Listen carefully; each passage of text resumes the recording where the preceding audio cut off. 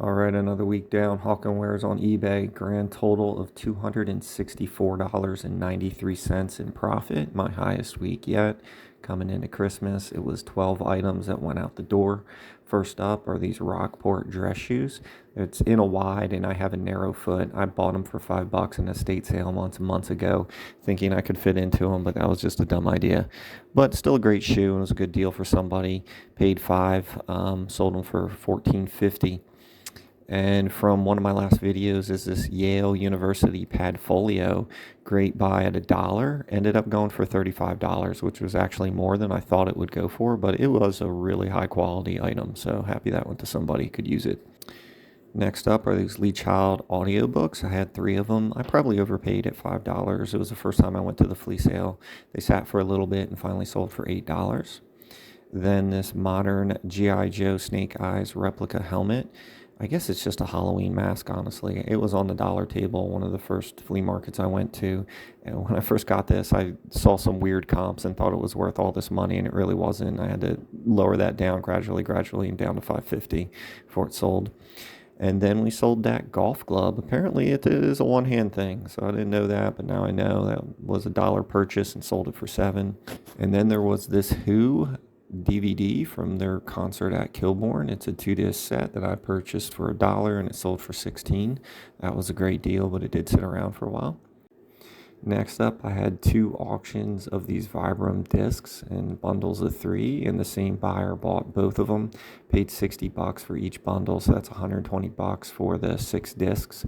I think they're worth a little bit more. He does seem like a reseller, but I think he can do better with them than I could do, and glad to have the profit and move those things along.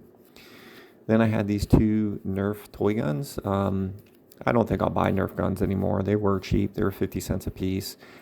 They sat around for a long time before, being sold for $4.25, and then they were just a pain to ship. And then I had these 5 Nintendo Wii silicone covers. This came with the first Nintendo Wii bundle that I purchased. I purchased the whole bundle for $50, and it had a few games, and it had all these covers and some accessories to go with it. So I'm counting this as an item cost of $5 out of that $50. And I just use the Wii to test other games and whatnot, so I don't really need them or have a use for them. They eventually sold for $6. Sat around for a little bit. Then we have this Wii console that I purchased a little bit ago. Turned out this one was not working. It was in pretty bad shape, but I paid $25 for this Wii console. Came with a controller and the cords. And a Furby, actually. So all in all, I think selling the Wii for $14 when I paid $15 is about the best I can do when it's just not reading discs. And then the highlight of the week was the Blendtec blender. That was in one of my past videos. I paid $10 for this blender. It came with the extra lid. The lid sold for like $21, and now I sold the blender for $119. I was lucky to get that. I actually, earlier in the week, accepted an offer for $101. And then the guy instantly canceled because he said it was the wrong model.